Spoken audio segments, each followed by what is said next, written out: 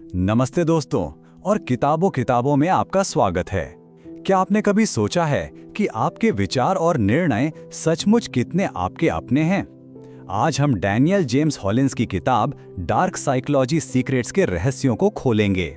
ये किताब एक टूल है जो दिखाती है कि कैसे परसुएशन, इमोशनल मैनिपुलेशन और माइंड कंट्रोल जैसी तकनीकों का इस्तेमाल होता है। आप सीखेंगे कि डार्क साइकोलॉजी क्या है, छिपा हुआ मैनिपुलेशन कैसे काम करता है, समाज में मैनिपुलेशन की रणनीतियां, हिप्नोसिस, धोखे का मनोविज्ञान और सबसे जरूरी, खुद को इमोशनल मैनिपुलेशन से कैसे बचाएं। तो क्या आप तैयार हैं उस रोमांचक सफर पर निकलने के लिए जहां सच कल्पना से भी अजीब लग सकता है? ये किताब आपकी सोच को चैलेंज करेगी। अगर ये जानकारी आपको महत्वपूर्ण लगे तो हमारे चैनल किताबों किताबों में को सब्सक्राइब करें, लाइक और शेयर करें। हम रोजाना बेहतरीन ऑडियो बुक सारांश लाते हैं और आप कमेंट में अपनी पसंदीदा किताब का अनुरोध भी कर सकते हैं। तो चलिए इस ज्ञान यात्रा को शुरू करते हैं। अध्याय 1, डार्क साइकोलॉजी आखिर है क्या?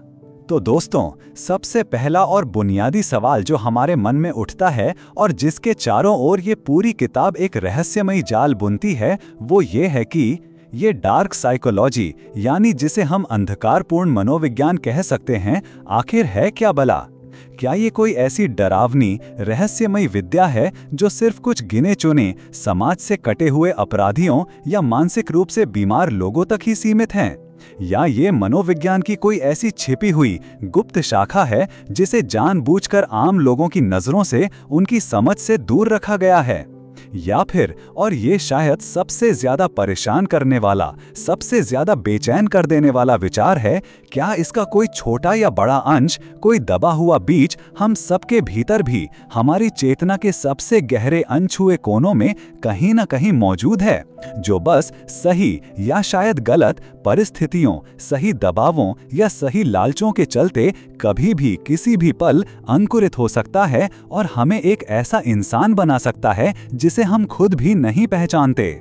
लेखक डैनियल जेम्स हॉलिन्स हमें बड़ी स्पष्टता और बिना किसी लाग लपेट के बताते हैं कि डार्क साइकोलॉजी मानव मन के उस अंधेरे या उजागर ना किए गए पक्ष का एक बहुत ही सूक्ष्म, गहरा और विस्तृत अध्ययन है। ये वो पक्ष है जो अक्सर और कभी-कभी तो बिना किसी स्पष्ट कारण के भी विध्वंस, दुख, पीड़ा और हर प्रकार की नकारात्मकता में भी एक तरह का अनकहा गुप्त रोमांच, एक अजीब सी, विकृत और अतार्किक संतुष्टि ढूंढता है। ये सिर्फ उस सकारात्मक मनोविज्ञान की धूप, उसकी चमक दमक और उसकी सब कुछ ठीक हो जाएगा, हमेशा अच्छा सोचो वाली आशावादिता से कहीं ज्यादा गहरा, कहीं ज्यादा जटिल और कहीं ज्यादा यथार्थवादी है। ये मानवीय अस्तित्व के उस जटिल, अक्सर उपेक्षित और कभी-कभी डरावने हिस्से को समझने की एक साहसी और शायद थोड़ी असुविधाजनक कोशिश है।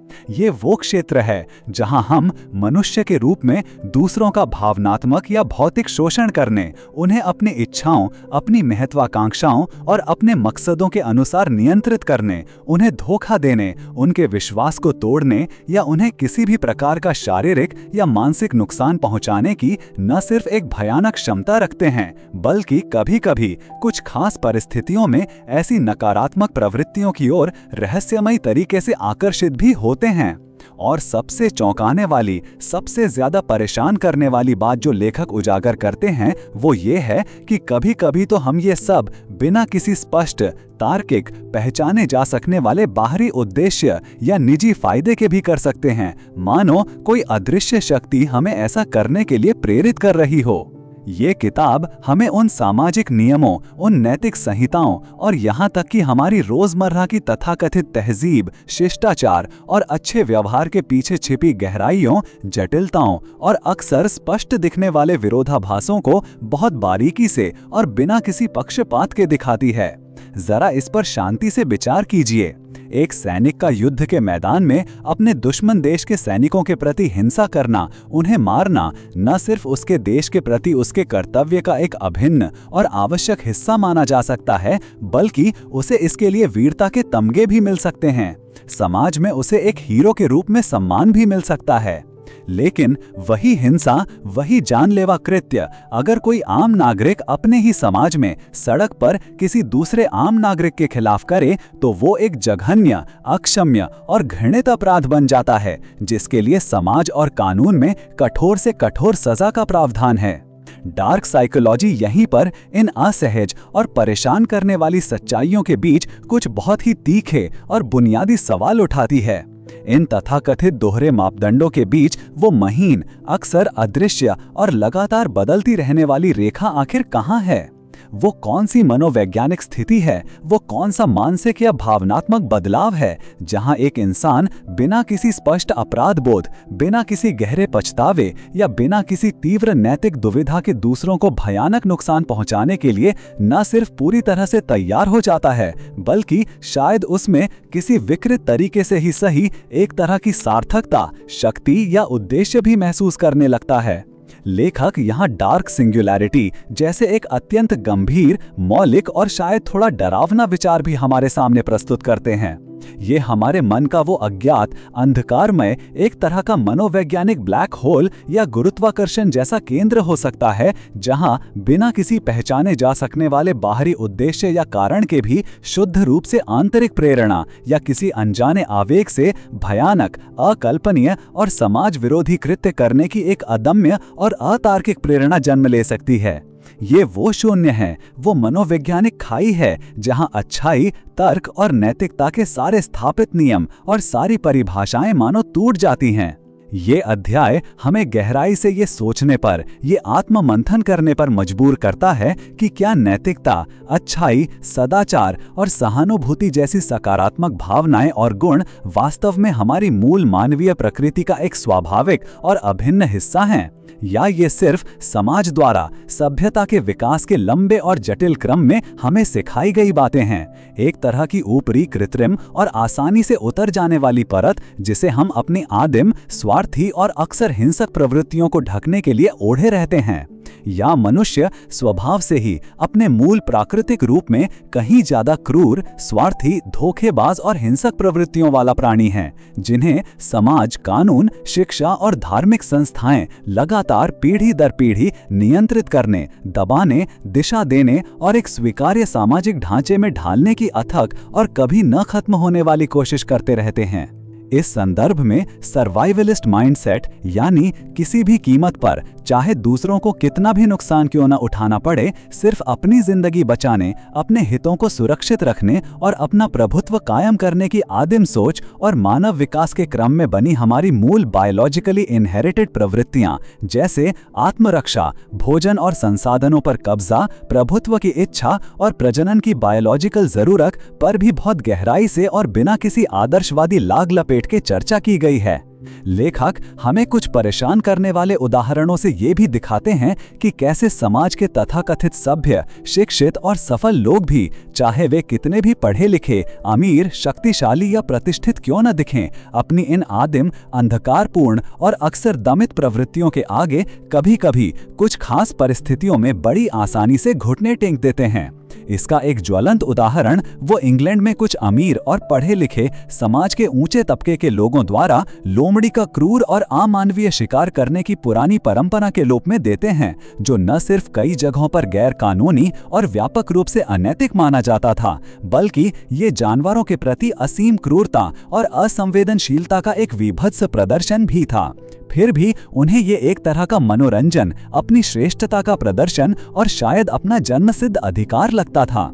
ये उदाहरण हमें दिखाता है कि डार्क साइकोलॉजी किसी खास वर्ग, समूह, शिक्षा या आर्थिक स्थिति तक सीमित नहीं है, बल्कि ये मानव स्वभाव का एक सार्वभौमिक पहलू है। इसके अलावा ये महत्वपूर्ण और आज के समय में अत्यधिक प्रासंगिक बात पर भी प्रकाश डालता है कि डार्क साइकोलॉजी की समझ और उसकी तकनीकों का इस्तेमाल आज के आधुनिक, तकनीकी रूप से उन्नत और सूचना क्रांति के दौर में कैसे, कहां और किन विभिन्न रूपों में हो रहा है। ये सिर्फ अपराधियों, मानसिक रूप से बीमार लोगों या समाज के हाशिए पर पड़े और उपेक्षित लोगों तक ही सीमित नहीं है, जैसा कि आमतौर पर बहुत से लोग सोचते या मानते हैं। लेखक हमें सचेत और सावधान करते हैं कि सेल्स और मार्केटिंग की चमकदार और आकर्षक दुनिया में लोग अक्सर अनैतिक, भ्रामक और मनोवैज्ञानिक रूप से चालाक तरीकों का इस्तेमाल करके हमें ऐसे उत्पाद या सेवाएं खरीदने के लिए बड़ी कुशलता से प्रेरित करते हैं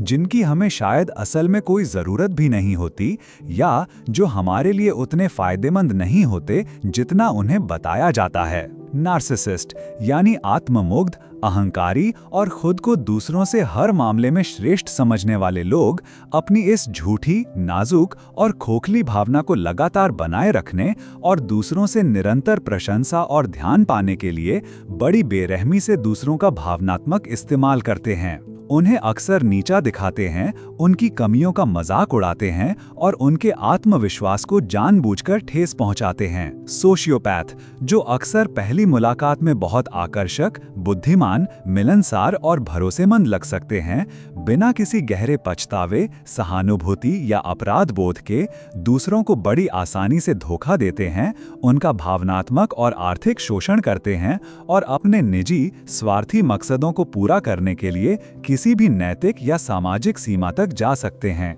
इतना ही नहीं, राजनेता, वकील, बड़े कॉरपोरेट लीडर्स और यहाँ तक कि कुछ प्रभावशाली पब्लिक स्पीकर्स और तथाकथित आध्यात्मिक गुरु भी कभी-कभी प्रत्यक्ष या अप्रत्यक्ष रूप से डार्क साइकोलॉजी की सूक्ष्म, शक्तिशाली और अक्सर अदृश्य तकनीकों का इस्तेमाल अपने व्यक्तिगत या राजनीतिक एजेंडे को आगे बढ़ाने, जनमत को अपने पक्ष में प्रभावित करने, अपने विरोधियों को कमजोर करने या दूसरों से अपनी बात मनवाने और उन पर एक प्रकार का मनोवैज्ञानिक नियंत्रण स्थापित करने के लिए करते हैं। लेखक बड़ी स्पष्टता और दृढ़ता से कहते हैं कि इन सभी विभिन्न रूपों और अभिव्यक्तियों का मूल और अंतिम उद्देश्य अक्सर, अगर हमेशा नहीं तो स्वार्थपरक ही होता है, जहां दूसरों की भलाई, उनकी भावनाओं, उनके अधिकारों या उनके संभावित नुकसान से कहीं ज्यादा अपने व्यक्तिगत फायदे, अपनी शक्ति, अपनी प्रतिष्ठा या अपनी महत्वाकांक्षाओं को महत्व दिया जाता है।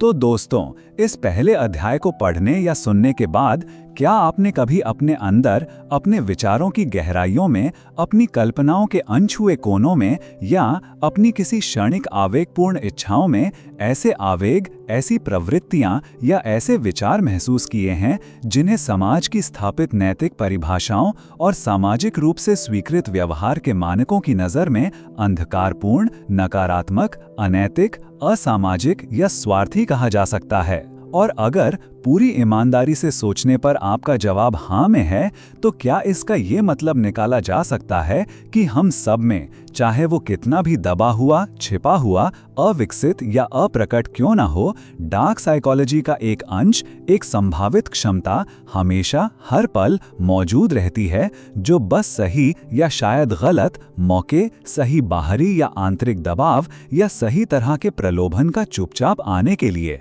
और हमें एक ऐसा इंसान बनाने के लिए जिसे हम शायद खुद भी पहचान न पाएं? ये सवाल, ये आत्ममंथन इस अध्याय के बिल्कुल मूल में है और ये हमें किसी और का नहीं बल्कि अपने ही मन का, अपनी ही चेतना की गहराइयों का एक बहुत ही गहरा, व्यक्तिगत और शायद थोड़ा असहज लेकिन अत्यंत महत्वपूर्ण आत्मनिरीक्षण करने के लिए प्रेरित करता है, जो आगे के अध्यायों को समझने के लिए एक मजबूत नींव रखेगा। और यहीं से ये सवाल उठता है कि अगर हम सब में ये क्षमता है तो दूसरे लोग इसका फायदा कैसे उठाते हैं? इसी प्रश्न के साथ हम अगले अध्याय की ओर बढ़ते हैं। अध्याय 2, गुप्त भावनात्मक स्थिति और हेरफेर के मूल सिद्धांत। दोस्तों, जब हम डार्क साइकोलॉजी की उस सार्वभौमिक क्षमता को स्वीकार कर लेते हैं जो पहले अध्याय में उजागर की गई, यानी हम सब में दूसरों को प्रभावित करने, नियंत्रित करने और यहाँ तक कि नुकसान पहुँचाने की एक छिपी हुई प्रवृत्ति हो सकती है, तो एक स्वाभाविक और बेहद जरूरी सवाल हमारे सामने खड़ा होता है। अगर ये क्षमता हम में है, तो दूसरे लोग जिनके इरादे शायद नेक न हों, वे इस मानवीय मनोविज्ञान की समझ का इस्तेमाल कैसे, किन चालाक और अक्सर अदृश्य तरीकों से हमारी भावनाओं, हमारी सोच, हमारी धारणाओं और हमारी स्थितियों का अपने निजी फायदे या अपने गुप्त मकसदों को पूरा करने के लिए करते हैं। इसे ही लेखक गुप्त हेरफेर या जिसे अंग्रेजी में कोवर्ट मैनिपुलेशन कहते हैं के नाम से संबोधित करते हैं। ये अध्याय इसी मायावी, अक्सर खतरनाक और दुर्भाग्य से बहुत आम मनोवैज्ञानिक खेल के मूल सिद्धांतों, उसकी जटिल संरचना और उसके काम करने के विभिन्न तरीकों की परतें एक एक करके बड़ी बारीकी और स्पष्टता के साथ हमारे सामने खोलता है। गुप्त हेरफेर का शाब्दिक अर्थ है छिपा हुआ, ढका हुआ या प्रच्छन्न नियंत्रण। ये वो सूक्ष्म, अक्सर कपटपूर्ण और मनोवैज्ञानिक रूप से उन्नत अला है, या यदि हम इसे और सीधे शब्दों में कहें तो ये एक प्रकार की मनोवैज्ञानिक कुटिलता या चालाकी है, जहां कोई व्यक्ति या कोई समूह आपकी सोच, आपकी भावनाओं, आपके गहरे विश्वासों और अंततः आपके व्यवहार को आपकी प्रत्यक्ष जानकारी, आपकी सचेत जागरूकता और आपकी स्पष्ट सहमति के बिना अक्सर आपके अवचेतन मन के स्तर पर बड़ी कुशलता और चालाकी से प्रभावित करने की एक सोची हुई कोशिश करता है। इसका अंतिम और सर्वोपरि मकसद होता है अपनी कोई छिपी हुई मंशा या अपने गुप्त एजेंडे को बड़ी सफाई से पूरा करना, चाहे वो आपको किसी खास राजनीतिक या सामाजिक विचार के लिए धीरे धीरे राजी करना हो, आपसे कोई ऐसा काम करवाना हो जो आप सामान्य तर्कपूर्ण परिस्थितियों में शायद कभी ना करें, आपको किसी विशेष उत्पाद या सेवा को खरीदने के लिए मनोवैज्ञानिक रूप से अंदर से प्रेरित करना हो, या बस आपको अपने भावनात्मक या मनोवैज्ञानिक वश में एक तरह की अदृश्य कैद में रखना हो, ताकि आपका इस्तेमाल अपनी सुविधा अनुसार जब चाहे जैसे चाहे किया जा सके। ये समझना बहुत जरूरी है कि ये ब्रेन वॉशिंग या सीधे सीधे धमकाने जितना प्रत्यक्ष, स्पष्ट और आक्रामक नहीं होता, बल्कि ये उससे कहीं ज्यादा सूक्ष्म, चालाक, अप्रत्यक्ष और अक्सर पहली नजर में या बिना गहरी मनोवैज्ञानिक समझ के पहचानने में बेहद मुश्किल और भ्रामक होता है।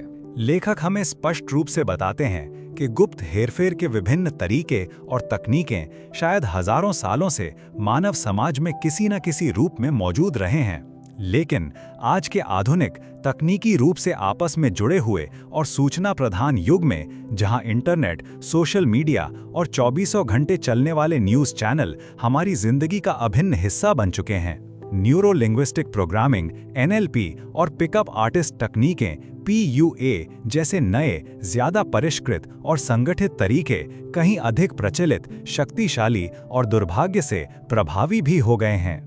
गुप्त भावनात्मक हेरफेर एक ऐसी जटिल और बहुआयामी प्रक्रिया है जिसमें हेरफेर करने वाला व्यक्ति बड़ी सावधानी से चुने हुए शब्दों, भाषा के सूक्ष्म प्रयोग, शारीरिक हाव भाव के मनोवैज्ञानिक संकेतों और भावनात्मक अपीलों के माध्यम से बिना आपके सचेत या जागरूक हुए आपके मन पर, आपके निर्णय लेने की क्षमता पर एक प्रकार का अदृश्य और शक्तिशाली नियंत्रण हासिल कर लेता है। उसका अंतिम और सर्वोपरि लक्ष्य अक्सर आपकी पहले से बनी हुई राय को बदलना, आपके स्थापित विचारों और गहरे विश्वासों को धीरे धीरे बिना आपको पता चले बदलना और अंततः आपसे वो करवाना होता है जो वो चाहता है। और ये सब कुछ अक्सर आपके अवचेतन स्तर पर आपकी तर्क शक्ति और आलोचनात्मक सोच को बड़ी चतुराई से दरकिनार करते हुए या उन्हें भ्रमित करते हुए होता है। इसकी कुछ आम और व्यापक रूप से इस्तेमाल की जाने वाली तकनीकों जिनका जिक्र लेखक करते हैं, उनमें शामिल हैं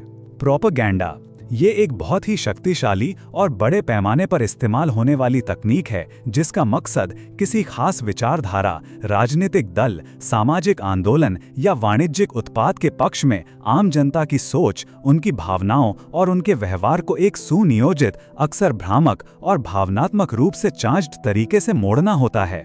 ये अक्सर अर्ध सत्यों, भावनात्मक अपीलों, डराने वाली बातों, झूठे वादों और महत्वपूर्ण सूचनाओं के निरंतर दोहराव का सहारा लेता है ताकि लोग बिना सोचे समझे उसे स्वीकार कर लें। न्यूरो लिंग्विस्टिक प्रोग्रामिंग या NLP ये भाषा के पैटर्न, शारीरिक हाव भाव और विचारों को संरचित करने के खास तरीकों का इस्तेमाल करके व्यक्ति के अवचेतन मन को इस तरह से प्रभावित करने का एक जटिल तरीका है कि वो कुछ खास विचारों, सुझावों या विश्वासों के प्रति ज्यादा ग्रहणशील हो जाए और अपने पुराने नकारात्मक पैटर्न को छोड़ दे। इसका इस्तेमाल थेरेपी में भी होता है, लेकिन इसका दुरुपयोग हेरफेर के लिए भी किया जा सकता है।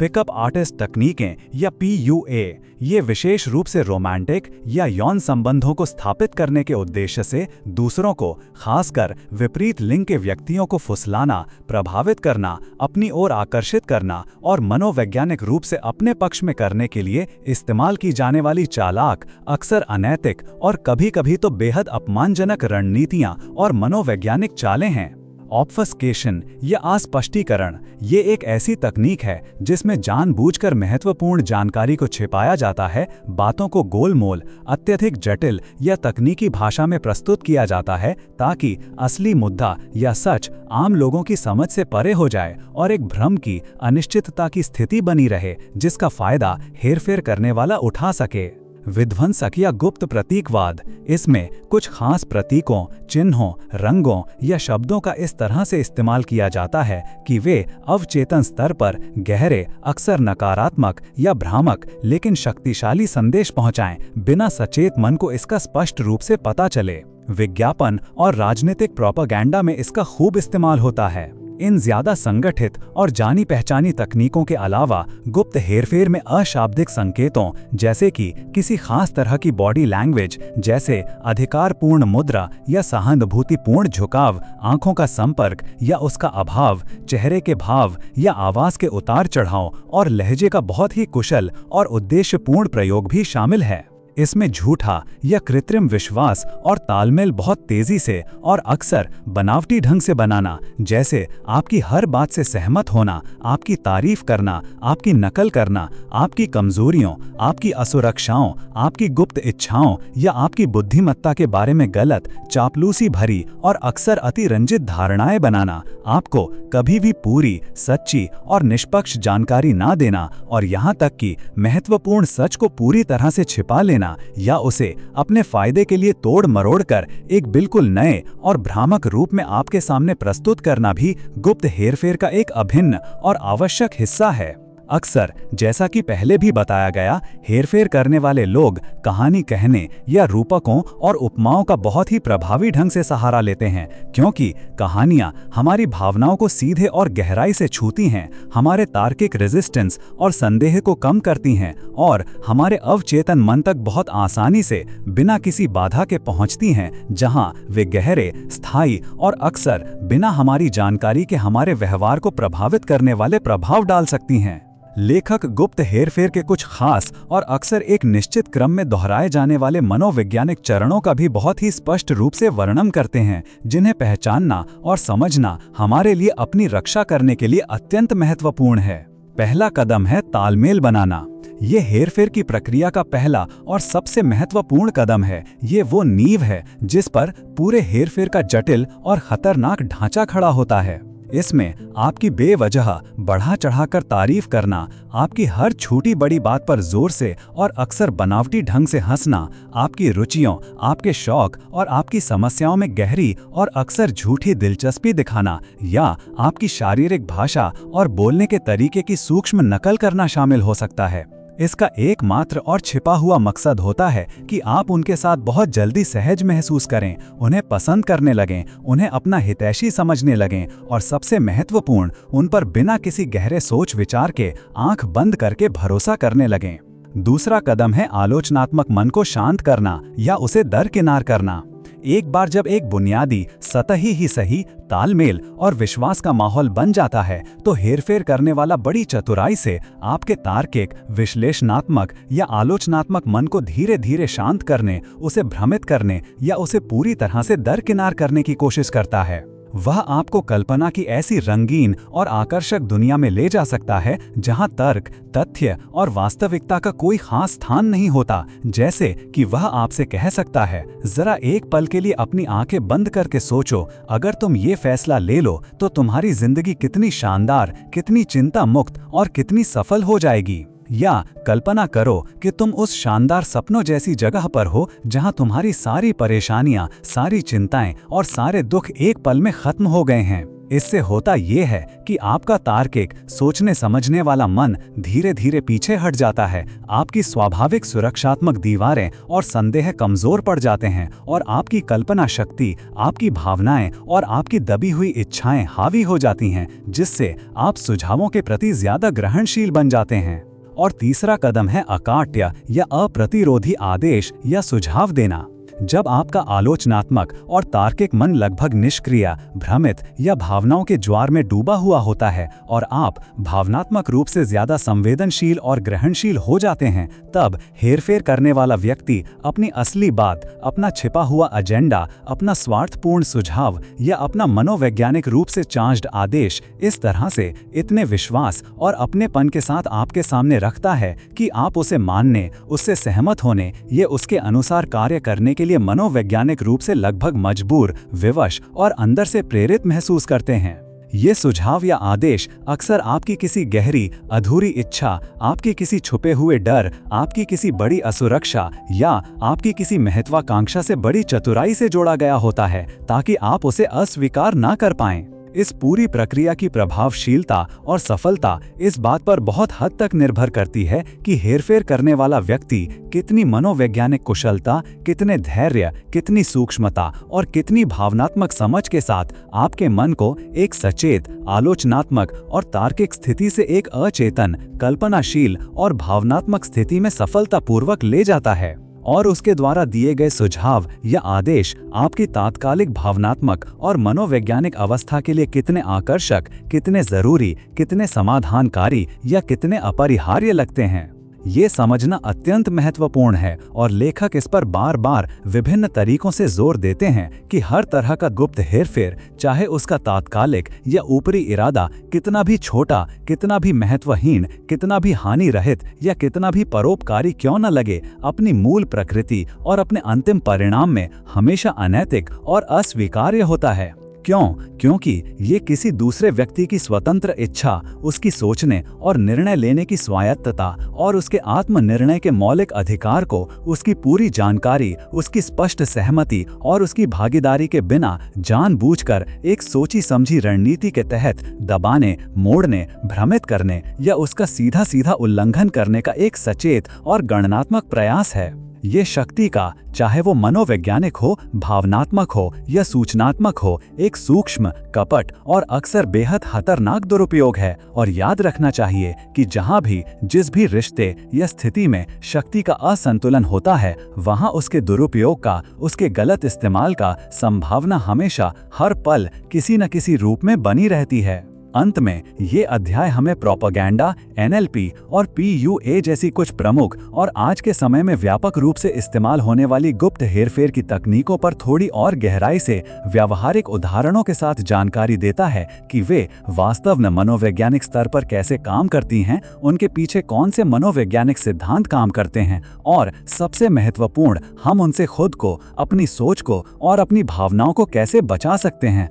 अपनी मानसिक और भावनात्मक स्वतंत्रता को कैसे सुरक्षित रख सकते हैं। और इस बचाव की, इस आत्मरक्षा की पहली और सबसे महत्वपूर्ण सीढ़ी है निरंतर जागरूकता, हर समय सचेत रहना, इन चालाक और अक्सर अदृश्य तकनीकों के संकेतों, उनके पैटर्न और उनकी कार्यप्रणाली को पहचानना और अपनी व्यक्तिगत सीमाओं को मजबूती से, बिना किसी अपराध बोध या सामाजिक दबाव के स्पष्ट रूप से परिभाषित करना और उन्हें हर हाल में, हर रिश्ते में पूरी दृढ़ता के साथ लागू करना। और दोस्तों, जब हम ये समझ जाते हैं कि कैसे गुप्त हेरफेर हमारी भावनाओं और सोच को निशाना बनाता है, तो एक और गहरा सवाल उठता है, ये डार्क साइकोलॉजी आखिर काम कैसे करती है? इसके पीछे के मनोवैज्ञानिक सिद्धांत क्या हैं? और यहीं से हम प्रवेश करते हैं अध्याय 3 डार्क साइकोलॉजी का विश्लेषण में। जब हम डार्क साइकोलॉजी की बात करते हैं, तो ये सिर्फ कुछ नकारात्मक व्यवहारों की लिस्ट नहीं है दोस्तों। ये मानव स्वभाव की उन गहराइयों में एक यात्रा है, एक खोज है, जहां हमें उन शक्तियों का, उन प्रवृत्तियों का सामना करना पड़ता है जो हमें बेहतर इंसान भी बना सकती हैं, और अगर हम सचेत न रहें तो बदतर, बहुत बदतर प्राणी भी। ये अध्याय डार्क साइकोलॉजी के मूल तत्वों का, उसके मनोवैज्ञानिक डीएनए का एक बहुत ही बारीकी से और वैज्ञानिक दृष्टिकोण से विश्लेषण करता है। ये इस बात को समझने की एक गंभीर और महत्वपूर्ण कोशिश करता है कि ये मनोवैज्ञानिक अंधकार, ये नकारात्मक क्षमता आखिर कहाँ से आती है, इसके विकास और अभिव्यक्ति के पीछे कौन से मनोवैज्ञानिक, सामाजिक, ये जैविक कारक काम करते हैं, और समाज तथा व्यक्ति के जीवन पर इसके दूरगामी और अक्सर विनाशकारी, पीड़ादायक प्रभाव क्या-क्या हो सकते हैं। लेखक हमें बहुत स्पष्ट रूप से बताते हैं कि डार्क साइकोलॉजी का एक मूल आधार ये मान्यता है, ये परिकल्पना है कि हर इंसान के अंदर, चाहे वो कितना भी सभ्य, कितना भी शिक्षित, कितना भी नैतिक या कितना भी परोपकारी क्यों न प्रतीत होता हो, दूसरों के प्रति किसी न किसी रूप में, किसी न किसी मात्रा में दुर्भावनापूर्ण या स्वार्थी इरादे रखने की एक छिपी हुई, एक अंतर्निहित क्षमता या एक मनोवैज्ञानिक संभावना हमेशा मौजूद रहती है। ये क्षमता एक अत्यंत व्यापक और निरंतर स्पेक्ट्रम पर फैली हो सकती है। ये बहुत ही सूक्ष्म, लगभग अपरिचित, क्षणिक और आसानी से नजरअंदाज किए जा सकने वाले नकारात्मक विचारों या भावनाओं जैसे ईर्ष्या, गुस्सा, लालच से लेकर शुद्ध मनोरोगी, सामाजिक रूप से पूरी तरह विकृत, दूसरों के प्रति कोई सहानुभूति न रखने वाले और अत्यंत हिंसक व्यवहार तक कुछ भी हो सकता है, जिसके पीछे शायद कोई स्पष्ट, तार्किक, पहचाना जा सकने वाला बाहरी कारण भी ना हो। इस व्यापक और निरंतर मनोवैज्ञानिक स्पेक्ट्रम को ही लेखक डार्क कॉन्टिन्यूम कहते हैं। एक ऐसी निरंतरता का पैमाना, एक ऐसी मनोवैज्ञानिक रेंज जिस पर हर व्यक्ति अपनी अनूठी परिस्थितियों, अपने जीवन के अनुभवों, अपनी मनोवैज्ञानिक बनावट और अपनी नैतिक समझ के आधार पर कहीं न कहीं, किसी न किसी बिंदु पर स्थित होता है। कुछ विशेष आंतरिक जैसे व्यक्तित्व विकार, दमित इच्छाएं, आघात या बाहरी जैसे सामाजिक दबाव, अन्याय, निराशा कारक ऐसे होते हैं जो हमें इस डार्क कॉन्टिन्यूम पर उस खतरनाक और विनाशकारी बिंदु की ओर धकेल सकते हैं जिसे लेखक डार्क सिंगुलैरिटी कहते हैं, यानी पूर्ण अंधकार, शुद्ध शैतानी या अच्छाई और सहानुभूति का पूर्ण अभाव। और इन नकारात्मक रूप से उत्प्रेरक, हमें अंधकार की ओर ले जाने वाले कारकों को ही डार्क फैक्टर कहा जाता है। ये समझना अत्यंत महत्वपूर्ण है दोस्तों कि डार्क साइकोलॉजी की अवधारणा का ये मतलब बिल्कुल भी नहीं है कि हर कोई स्वाभाविक रूप से बुरा है या हर कोई जन्मजात हिंसक है या मानवता का भविष्य पूरी तरह से अंधकारमय और निराशाजनक है। नहीं, बिल्कुल नहीं, बल्कि ये इस सूक्ष्म, जटिल और महत्वपूर्ण बात पर जोर देता है कि हम सब में मानव होने के नाते दूसरों को किसी न किसी रूप में, चाहे वो कितना भी छोटा या बड़ा क्यों ना हो, नुकसान पहुंचाने, उनका भावनात्मक, मानसिक या भौतिक शोषण करने, उन्हें अपनी इच्छाओं और अपने मकसदों के अनुसार नियंत्रित करने या उन्हें धोखा देने की एक अंतर्निहित क्षमता या एक मनोवैज्ञानिक संभावना हमेशा मौजूद रहती है। हम में से अधिकांश लोग, और ये मानवता के लिए एक सौभाग्य की बात है, इन नकारात्मक और विनाशकारी आवेगों या इच्छाओं पर कभी भी या बहुत ही कम मौकों पर अमल करते हैं। इसका मुख्य कारण हमारे समाज द्वारा स्थापित सामाजिक नियम, हमारी नैतिक और धार्मिक शिक्षा, हमारी विकसित मानवीय भावनाएं जैसे सहानुभूति, करुणा और अपराध बोध, या फिर नकारात्मक सामाजिक और कानूनी परिणामों का डर हो सकता है। लेकिन दुख की बात यह है, और यही डार्क साइकोलॉजी का केंद्र बिंदु है, कि कुछ लोग कुछ खास परिस्थितियों में या अपनी खास मनोवैज्ञानिक बनावट के कारण इन आंतरिक या बाहरी सुरक्षात्मक दीवारों को, इन नैतिक बाधाओं को पार कर जाते हैं और इन अंधकारपूर्ण विनाशकारी आवेगों के आगे बड़ी आसानी से घुटने टेक देते हैं, जिससे वे न सिर्फ स्वयं के लिए बल्कि दूसरों के लिए और पूरे समाज के लिए एक गंभीर खतरा बन जाते हैं। डार्क साइकोलॉजी ये भी मानती है, और ये एक बहुत ही महत्वपूर्ण और अक्सर विवादित बिंदु है, कि इस तरह का शिकारी या शोषणकारी व्यवहार, प्रेडेटर बिहेवियर, अक्सर कम से कम शुरुआत में या सतह पर उद्देश्यपूर्ण होता है और इसके पीछे कोई न कोई छिपा हुआ, अक्सर स्वार्थी तर्क, कोई न कोई निजी या सामूहिक लक्ष्य जरूर होता है। भले ही वो बाहरी दुनिया के लिए या नैतिक दृष्टिकोण से कितना भी विकृत, अतार्किक, अस्वीकार्य या घृणित क्यों ना हो। सदियों से विभिन्न धर्मों, दर्शन की विभिन्न शाखाओं और पारंपरिक मनोविज्ञान ने इन नकारात्मक और विनाशकारी मानवीय व्यवहारों को समझने, उन्हें वर्गीकृत करने, उन्हें नियंत्रित करने और उन्हें परिभाषित करने की अनगिनत और अथक कोशिशें की हैं। कभी उन्हें पाप या शैतानी शक्ति का प्रभाव कहकर समझाया गया, कभी उन्हें विभिन्न प्रकार की मानसिक बीमारी या व्यक्तित्व विकार का लक्षण बताया गया, तो कभी उन्हें प्रतिकूल सामाजिक, आर्थिक या पारिवारिक परिस्थितियों का एक दुखद और अपरिहार्य परिणाम माना गया। लेकिन डार्क साइकोलॉजी की ये किताब एक ऐसे मनोवैज्ञानिक क्षेत्र की ओर भी हमारा ध्यान बहुत ही स्पष्ट रूप से आकर्षित करती है, जहां ये तथाकथित उद्देश्यपूर्ण व्यवहार और ये लक्ष्य उन्मुख प्रेरणाएं धीरे धीरे पूरी तरह से धुंधली, अप्रासंगिक और महत्वहीन हो जाती हैं। एक ऐसा भी मनोवैज्ञानिक स्थान या ऐसी भी मानसिक अवस्था है दोस्तों, जहां लोग दूसरों को सिर्फ इसलिए भयानक और अकल्पनीय नुकसान पहुंचाते हैं क्योंकि वे ऐसा कर सकते हैं, क्योंकि उनके पास ऐसा करने की शक्ति या अवसर होता है, बिना किसी स्पष्ट व्यक्तिगत लाभ के, बिना किसी पहचाने जा सकने वाले लाभकारी कारण के, और कभी-कभी तो बिना किसी गहरी या पुरानी शत्रुता या दुश्मनी के भी। यह वो मनोवैज्ञानिक ब्लैक होल है, वो रहस्यमयी और डरावनी डार्क सिंगुलैरिटी है, जहां अच्छाई, तर्क, नैतिकता और सहानुभूति के सारे स्थापित नियम और सारी मानवीय परिभाषाएं मानो एक झटके में टूट जाती हैं, पूरी तरह से विफल हो जाती हैं, और शुद्ध, अकारण, अतार्किक विनाश या दूसरों को पीड़ा पहुंचाने का एक विकृत आनंद ही शायद एकमात्र प्रेरक शक्ति, एकमात्र उद्देश्य बन जाता है। डार्क साइकोलॉजी सिर्फ नकारात्मक व्यवहारों का अध्ययन नहीं है, बल्कि ये इस बात की भी पड़ताल करती है कि हम सब में वो डार्क फैक्टर या अंधकारपूर्ण क्षमता किस हद तक मौजूद है। लेखक कुछ बुनियादी मान्यताओं का जिक्र करते हैं। ये मानव स्थिति का एक सार्वभौमिक हिस्सा है जो हर संस्कृति और समाज में मौजूद है। हम सब में शिकारी प्रवृत्ति की एक जन्मजात क्षमता है। ये अक्सर अपने अप्रत्यक्ष रूप में रहती है, जिसे पहचानना मुश्किल होता है। इसकी गंभीरता इस बात पर निर्भर करती है कि व्यवहार कितना अमानवीय और तार्किक है। हम सब में हिंसा की क्षमता है, जिसे कुछ आंतरिक और बाहरी कारक उकसा सकते हैं।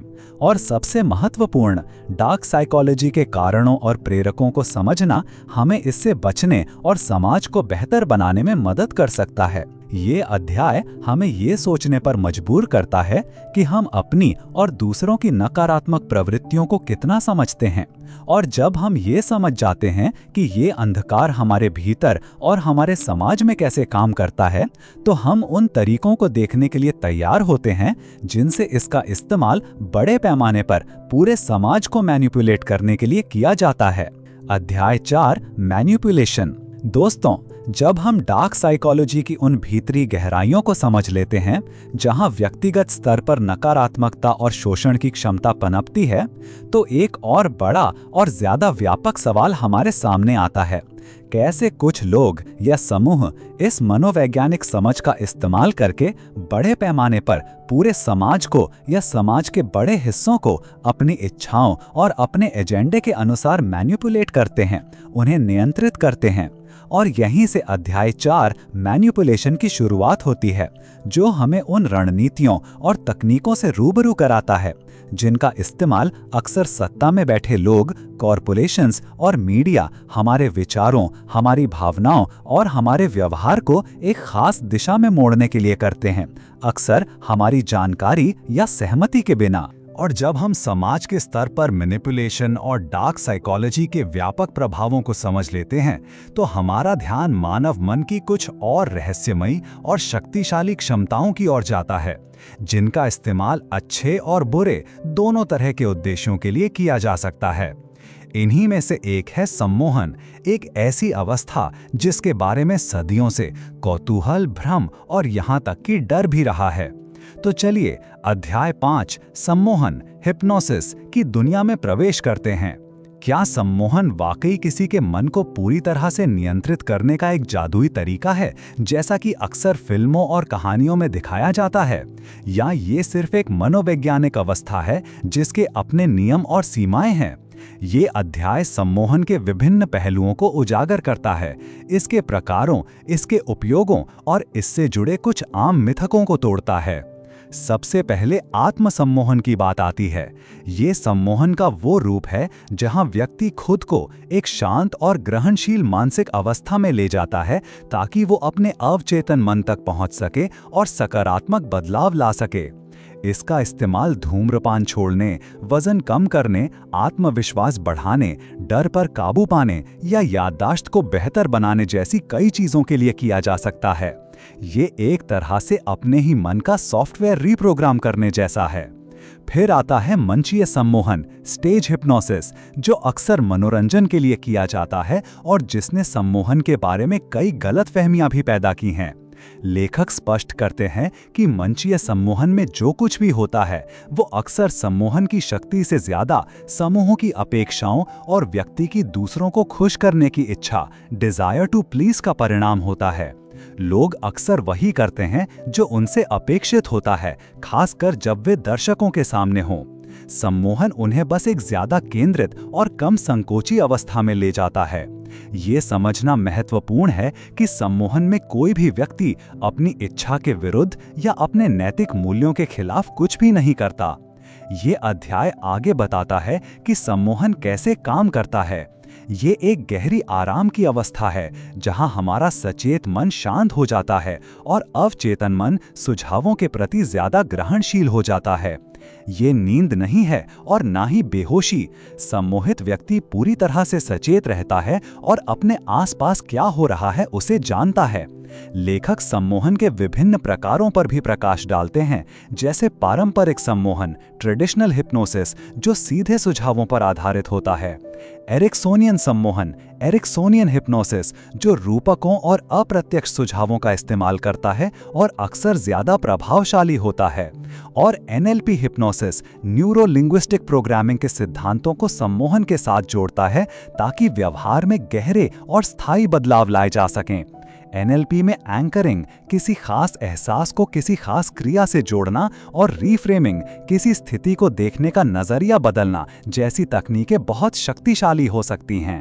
अंत में अवचेतन संदेश, सबलाइमिनल मैसेज की अवधारणा पर भी चर्चा की गई है।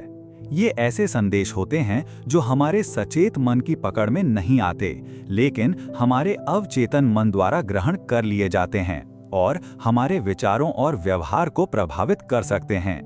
इनका इस्तेमाल ऑडियो या विजुअल रूप में किया जा सकता है और माना जाता है कि लगातार दोहराव से ये हमारी आदतों और विश्वासों को बदलने में मदद कर सकते हैं। तो दोस्तों, सम्मोहन की ये दुनिया जितनी रहस्यमयी लगती है उतनी ही वैज्ञानिक भी है। क्या आपने कभी आत्मसम्मोहन या किसी और प्रकार के सम्मोहन का अनुभव किया है? और क्या आप मानते हैं कि हमारा अवचेतन मन वास्तव में इतना शक्तिशाली है कि वो सकारात्मक सुझावों से हमारे जीवन को बदल सकता है? इन सवालों पर विचार करना हमें मानव मन की असीम क्षमताओं को समझने में मदद करता है और ये समझ हमें अगले महत्वपूर्ण विषय की ओर ले जाती है, अनुनय या परसुएशन। अध्याय 6, परसुएशन। दोस्तों, जब हम सम्मोहन जैसी शक्तिशाली मनोवैज्ञानिक तकनीकों को देखते हैं तो ये समझना आसान हो जाता है कि मानव मन को प्रभावित करने के और भी कई सूक्ष्म और रोजमर्रा के तरीके हैं। इन्हीं में से एक सबसे आम और शायद सबसे प्रभावशाली तरीका है परसुएशन, यानी किसी को अपनी बात मानने या किसी खास तरीके से सोचने या काम करने के लिए राजी करना। अध्याय 6, परसुएशन, इसी कला और विज्ञान की गहराइयों में उतरता है। परसुएशन आखिर है क्या? क्या ये सिर्फ सेल्समैन की चतुराई है या राजनेताओं का भाषण, या ये हमारे दैनिक जीवन का एक अभिन्न अंग है जो हमारे रिश्तों, हमारे निर्णयों और हमारे समाज को लगातार आकार देता रहता है? लेखक बताते हैं कि परसुएशन एक प्रतीकात्मक प्रक्रिया है जिसमें संचारक, कम्युनिकेटर शब्दों, छवियों, ध्वनियों आदि का इस्तेमाल करके दूसरों के नजरिए, एटीट्यूड या व्यवहार, बिहेवियर को किसी खास मुद्दे पर बदलने की कोशिश करता है। और ये सब एक स्वतंत्र चुनाव, फ्री चॉइस के माहौल में होता है। यानी इसमें कोई जबरदस्ती या दबाव नहीं होता, बल्कि व्यक्ति अपनी मर्जी से प्रभावित होता है। ये अध्याय हमें दिखाता है कि आज के समय में परसुएशन पहले से कहीं ज्यादा व्यापक, ज्यादा तेज, ज्यादा सूक्ष्म और ज्यादा जटिल हो गया है। विज्ञापनों की अनगिनत बौछार, सोशल मीडिया इन्फ्लुएंसर्स, राजनीतिक अभियान और यहाँ तक कि हमारे दोस्त और परिवार भी लगातार हमें किसी न किसी बात के लिए परसुएट करने की कोशिश करते रहते हैं। प्राचीन ग्रीस में परसुएशन को सत्य की खोज का एक माध्यम माना जाता था, जहां तर्क और बहस से अच्छे विचारों को बुरे विचारों से अलग किया जाता था। लेकिन आज का परसुएशन अक्सर तर्क से ज्यादा भावनाओं, प्रतीकों और हमारी बुनियादी मानवीय इच्छाओं का इस्तेमाल करता है। लेखक परसुएशन के कुछ बहुत ही प्रभावी तरीकों पर प्रकाश डालते हैं। सबसे पहले जरूरत पैदा करना, क्रिएट अ नीड। ये एक बहुत ही आम तरीका है जहां या तो कोई नई जरूरत पैदा की जाती है या हमारी किसी मौजूदा बुनियादी जरूरत जैसे सुरक्षा, प्यार, आत्मसम्मान को किसी उत्पाद या विचार से जोड़ा जाता है। विज्ञापन अक्सर हमें बताते हैं कि खुश, सफल या आकर्षक दिखने के लिए हमें क्या खरीदना चाहिए। दूसरा है सामाजिक जरूरतों को अपील करना, अपील टू सोशल नीड्स। हम सब लोकप्रिय होना चाहते हैं, दूसरों की तरह बनना चाहते हैं या किसी खास समूह का हिस्सा बनना चाहते हैं। परसुएशन इस इच्छा का फायदा उठाता है और हमें बताता है कि कैसे कोई चीज हमें दूसरों की नजर में बेहतर या ज्यादा स्वीकार्य बना सकती है। तीसरा महत्वपूर्ण तरीका है भावनात्मक शब्दों और छवियों का इस्तेमाल, use loaded words and images. विज्ञापनदाता और नेता बहुत अच्छी तरह जानते हैं कि कुछ शब्द और छवियां हमारी भावनाओं को तुरंत प्रभावित करती हैं। नया और बेहतर, ऑल नेचुरल या देशभक्ति से जुड़ी छवियां इसका उदाहरण हैं। चौथा, दरवाजे में पैर फंसाना, get your foot in the door तकनीक। इसमें पहले एक छोटी सी, आसानी से मानी जा सकने वाली रिक्वेस्ट की जाती है और जब व्यक्ति उसे मान लेता है तो फिर एक बड़ी रिक्वेस्ट की जाती है। छोटी रिक्वेस्ट मानने के बाद लोग बड़ी रिक्वेस्ट मानने के लिए ज्यादा तैयार हो जाते हैं, क्योंकि वे अपने पहले के निर्णय के प्रति प्रतिबद्ध, कमिटेड महसूस करते हैं। इसके विपरीत पहले बड़ा फिर छोटा तकनीक भी काम करती है। इसमें पहले एक बहुत बड़ी अवास्तविक रिक्वेस्ट की जाती है जिसे व्यक्ति लगभग हमेशा मना कर देता है। फिर एक छोटी, ज्यादा वाजिब रिक्वेस्ट की जाती है जिसे व्यक्ति अक्सर मान लेता है क्योंकि उसे लगता है कि पहली बार मना करके सामने वाले को निराश किया था और अब वो समझौता कर रहा है। पारस्परिकता की शक्ति, utilise the power of reciprocity भी बहुत प्रभावशाली है। जब कोई हमारे लिए कुछ करता है तो हम खुद को उसका एहसान चुकाने के लिए बाध्य महसूस करते हैं।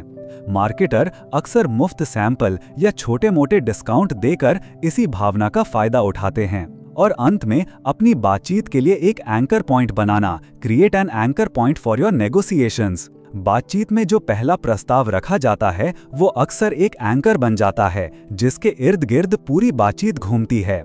इसलिए अगर आप अपनी तनख्वाह बढ़ाना चाहते हैं तो पहले एक थोड़ी ऊंची मांग रखना फायदेमंद हो सकता है। इसी तरह किसी चीज की उपलब्धता को सीमित बताना, लिमिट योर अवेलेबिलिटी, भी उसे ज्यादा आकर्षक बना देता है, क्योंकि हमें कमियाब, स्कैर्स चीजें ज्यादा मूल्यवान लगती हैं। ये अध्याय हमें रोजमर्रा की जिंदगी में परसुएशन के इन विभिन्न रूपों को पहचानने और उनके प्रति सचेत रहने के लिए प्रेरित करता है। ये हमें एक प्रयोग करने का भी सुझाव देता है। आधा घंटा टीवी देखें और हर उस विज्ञापन या संदेश को नोट करें जो आपको परसुएट करने की कोशिश कर रहा हो। आप शायद हैरान रह जाएंगे कि कितनी सारी और कितनी चालाक तकनीकें इस्तेमाल हो रही हैं। तो दोस्तों, क्या आप अपने जीवन में इन परसुएशन की तकनीकों को काम करते हुए देखते हैं? और ये समझ कि आपको कैसे प्रभावित करने की कोशिश की जा रही है, आपको एक ज्यादा जागरूक उपभोक्ता और एक ज्यादा स्वतंत्र विचारक कैसे बना सकती है? परसुएशन की ये समझ हमें धोखे की दुनिया को समझने के लिए तैयार करती है, जो हमारा अगला विषय होगा। और दोस्तों, जब हम पर्सुएजन की उन चालाक तकनीकों को समझ लेते हैं जिनसे हमें रोजमर्रा की जिंदगी में प्रभावित करने की कोशिश की जाती है, तो एक और गहरा और अक्सर परेशान करने वाला पहलू हमारे सामने आता है, धोखा।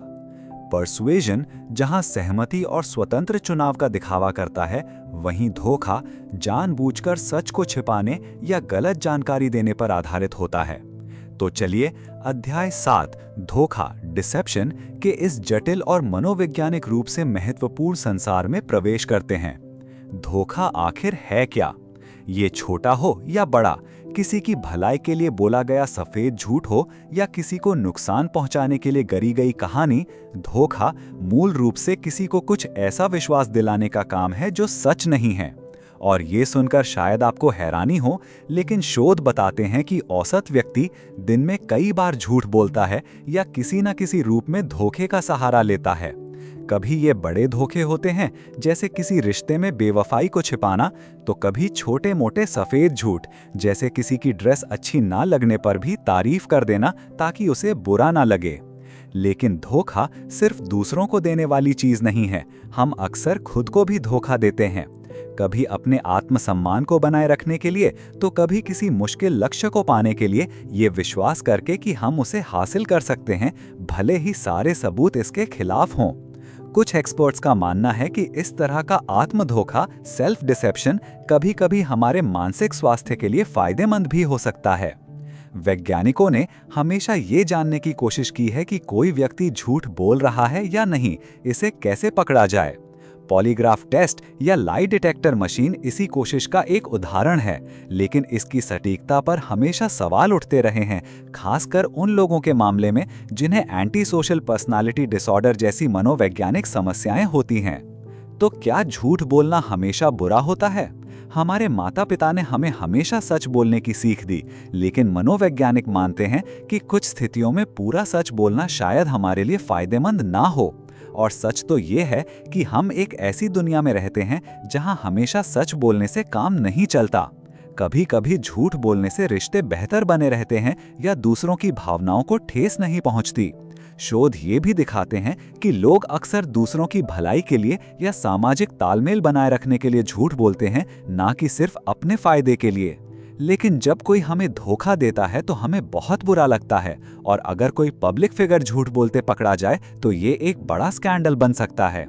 फिर भी सच ये है कि हर कोई कभी ना कभी झूठ बोलता है, और कुछ एक्सपर्ट्स तो ये भी मानते हैं कि एक स्वस्थ और कामकाजी समाज के लिए थोड़ी बहुत धोखेबाजी जरूरी भी है। पहले धोखे का अध्ययन सिर्फ नैतिकता और धर्म के दायरे में होता था, लेकिन अब मनोवैज्ञानिक भी ये समझने की कोशिश कर रहे हैं कि लोग झूठ क्यों बोलते हैं और किन परिस्थितियों में उनके झूठ बोलने की संभावना बढ़ जाती है। लेखक एक बहुत ही दिलचस्प केस स्टडी का जिक्र करते हैं, डीड्रिक स्टैपल नाम के एक प्रसिद्ध डच मनोवैज्ञानिक का, जिसने अपने कई शोधों में डेटा में हेरफेर किया था। ये घटना दिखाती है कि धोखा सिर्फ आम लोगों तक सीमित नहीं है, बल्कि ये वैज्ञानिक समुदाय जैसी प्रतिष्ठित जगहों पर भी पहुंच सकता है।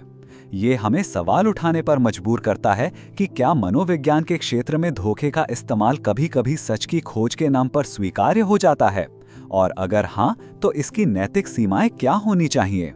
तो दोस्तों, धोखे की ये दुनिया बहुत जटिल है। क्या आपको लगता है कि आप आसानी से पहचान सकते हैं कि कोई आपसे झूठ बोल रहा है? और क्या आप मानते हैं कि कभी-कभी झूठ बोलना नैतिक रूप से सही हो सकता है?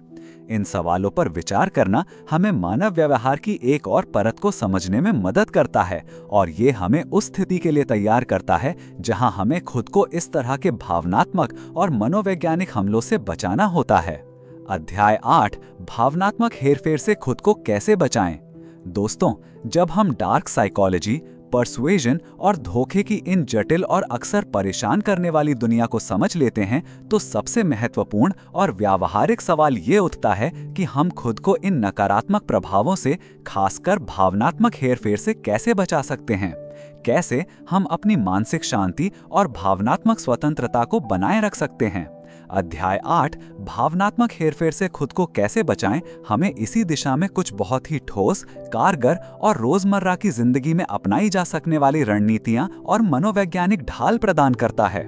लेखक इस बात पर बहुत जोर देते हैं कि भावनात्मक हेरफेर करने वालों से अपनी रक्षा करने का पहला और सबसे महत्वपूर्ण कदम है उन्हें और उनके द्वारा इस्तेमाल किए जाने वाले जहरीले पैटर्न को पहचानना। जब तक हम दुश्मन को पहचानेंगे नहीं, हम उससे लड़ कैसे सकते हैं? कुछ प्रमुख बचाव के तरीके जो ये अध्याय हमें सिखाता है वे हैं: सबसे पहले, उनके जाल में ना फंसें। Don't fall into the trap.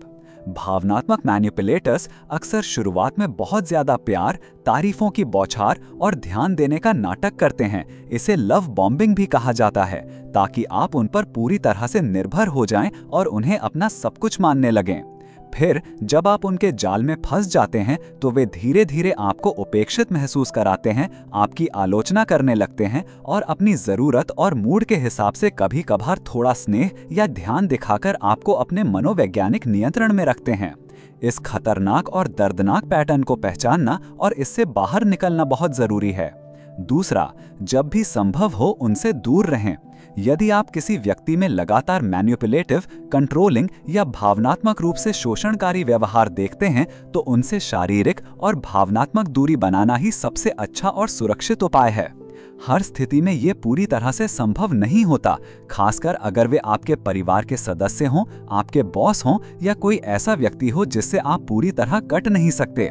लेकिन ऐसी स्थिति में भी सचेत दूरी बनाए रखना, अपनी उम्मीदों को यथार्थवादी बनाना और उनके साथ अपनी बातचीत और भावनात्मक जुड़ाव को सीमित करना बहुत जरूरी है। तीसरा, उनके व्यवहार पर उन्हें टोकें या उन्हें चुनौती दें। ये करना बहुत मुश्किल हो सकता है, खासकर जब आप किसी गुप्त या चालाक मैनिपुलेटर का सामना कर रहे हों जो बहस में बहुत शांत और तार्किक रहकर आपको ही तार्किक, अस्थिर या ज्यादा संवेदनशील साबित कर देता है। लेकिन यदि आप उनके व्यवहार के पैटर्न को पहचानते हैं तो शांति से, दृढ़ता से और तथ्यों के आधार पर अपनी बात रखना और उनके द्वारा बुने गई झूठी बातों और भावनात्मक आरोपों के जाल में ना फंसना महत्वपूर्ण है।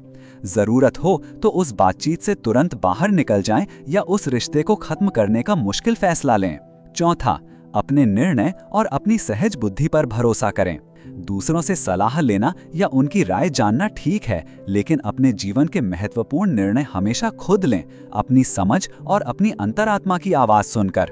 मैनिपुलेटर्स अक्सर आपके आत्मसंदेह और आपकी अनिर्णय की भावना का फायदा उठाते हैं। अपने मूल्यों, अपने विश्वासों और अपनी क्षमताओं पर मजबूती से टिके रहना आपको उनके नकारात्मक प्रभाव से काफी हद तक बचाता है। पांचवां, समझौता करना बंद करें, खासकर अपने आत्मसम्मान से। अपराध बोध, शर्म या आत्मसंदेह जैसी नकारात्मक भावनाएं वे हथियार हैं जिनका इस्तेमाल मैनिपुलेटर आपको नियंत्रित करने और आपसे अपने मूल्यों, अपनी इच्छाओं और अपने आत्मसम्मान से समझौता करने पर मजबूर करने के लिए करते हैं। अपने प्रति दयालु बने, अपनी गलतियों से सीखें, लेकिन उनके लिए खुद को दोषी ठहराना बंद करें। अपनी उपलब्धियों पर गर्व करें और ये याद रखें कि आपको खुश रहने और सम्मान के साथ जीने का पूरा अधिकार है। इन प्रमुख रणनीतियों के अलावा ये अध्याय हमें और भी कई छोटे छोटे लेकिन महत्वपूर्ण तरीके सिखाता है, जैसे अपनी भावनाओं को पहचानना और उन्हें स्वस्थ तरीके से व्यक्त करना, मजबूत मानसिक सीमाएं यानी मेंटल बाउंड्रीज बनाना और उन्हें लागू करना, ना कहने की कला सीखना, नकारात्मक लोगों से भावनात्मक दूरी बनाना, ध्यान यानी मेडिटेशन और आत्मचिंतन यानी सेल्फ रिफ्लेक्शन का अभ्यास करना और जरूरत पड़ने पर किसी भरोसेमंद दोस्त, परिवार के सदस्य या प्रोफेशनल काउंसलर से मदद मांगने में संकोच ना करना। ये अध्याय हमें सिखाता है कि भावनात्मक रूप से मजबूत बनना, अपनी कीमत पहचानना और हानिकारक रिश्तों को हिम्मत के साथ छोड़ने का साहस रखना हमारी मानसिक और भावनात्मक भलाई के लिए कितना जरूरी है। तो दोस्तों, क्या आप अपने जीवन में अपने आसपास के लोगों में इन भावनात्मक हेरफेर के संकेतों को अब ज्यादा स्पष्ट रूप से पहचान पा रहे हैं? और क्या आप इन बचाव की रणनीतियों का इस्तेमाल करके खुद को एक ज्यादा स्वतंत्र, ज्यादा आत्मविश्वासी और ज्यादा खुशहाल जीवन देने के लिए तैयार हैं? ये याद रखना बहुत जरूरी है कि अपनी भावनात्मक सुरक्षा की जिम्मेदारी सबसे पहले हमारी अपनी है। अंतिम विचार, द ग्रैंड अनवेलिंग। तो दोस्तों, डैनियल जेम्स हॉलिन्स की ये महत्वपूर्ण और आंखें खोलने वाली किताब डार्क साइकोलॉजी सीक्रेट्स हमें मानव मन के उन अंधेरे, जटिल और अक्सर अनदेखे गलियारों में ले जाती है जहां अनुनय की शक्ति, हेरफेर के महीन जाल और नियंत्रण के दर्दनाक रहस्य छिपे हुए हैं। ये किताब सिर्फ समस्याओं को उजागर करके हमें डराती नहीं है, बल्कि इससे भी ज्यादा महत्वपूर्ण ये हमें ये भी दिखाती है कि कैसे जागरूकता, आत्मज्ञान, मनोवैज्ञानिक समझ और मजबूत इरादे हमें इन अदृश्य और अक्सर शक्तियों से बचा सकते हैं और हमें एक ज्यादा स्वतंत्र और आत्मनियंत्रित जीवन जीने की वास्तविक शक्ति दे सकते हैं। डार्क साइकोलॉजी के मूल सिद्धांतों को समझना, गुप्त भावनात्मक हेरफेर की विभिन्न तकनीकों और उनके संकेतों को पहचानना, समाज में बड़े पैमाने पर इस्तेमाल होने वाली मैनिपुलेशन की उन रणनीतियों के प्रति सचेत होना जो हमारी सोच और हमारे निर्णयों को प्रभावित करती हैं, और सबसे महत्वपूर्ण, भावनात्मक रूप से खुद को और अपने प्रियजनों को सुरक्षित रखने के व्यावहारिक और प्रभावी तरीके सीखना, ये सब मिलकर हमें न सिर्फ व्यक्तिगत स्तर पर ज्यादा मजबूत बनाते हैं, बल्कि हमें एक ज्यादा जागरूक, ज्यादा समझदार और ज्यादा सहानुभूतिपूर्ण समाज बनाने की दिशा में भी प्रेरित करते हैं। ये किताब एक चुनौती है अपने भीतर झांकने की, अपने आसपास की दुनिया को एक नई और शायद थोड़ी असुविधाजनक लेकिन ज्यादा सच्ची और यथार्थवादी दृष्टि से देखने की। ये हमें याद दिलाती है कि ज्ञान ही असली शक्ति है और आत्म जागरूकता ही हमारी सबसे बड़ी और सबसे भरोसेमंद ढाल है, जो हमें डार्क साइकोलॉजी के नकारात्मक प्रभावों से बचा सकती है। तो दोस्तों, ये थी डार्क साइकोलॉजी सीक्रेट्स की हमारी यात्रा। उम्मीद है कि ये सारांश आपके लिए ज्ञानवर्धक और उपयोगी रहा होगा। अगर आपको ये पसंद आया तो कृपया इस वीडियो को लाइक करें, हमारे चैनल किताबों को सब्सक्राइब करें और अपने दोस्तों और परिवार के साथ इसे शेयर करें ताकि वे भी इस महत्वपूर्ण जानकारी का लाभ उठा सकें। और हाँ, अगर कोई और किताब है जिसका ऑडियो बुक सारांश आप सुनना चाहते हैं तो हमें नीचे कमेंट सेक्शन में जरूर बताएं। हम हमेशा आपके सुझावों का स्वागत करते हैं और जल्द से जल्द आपकी पसंदीदा किताबों को आप तक पहुंचाने की पूरी कोशिश करेंगे। देखने के लिए धन्यवाद। जल्द मिलेंगे एक नई किताब के साथ किताबों में।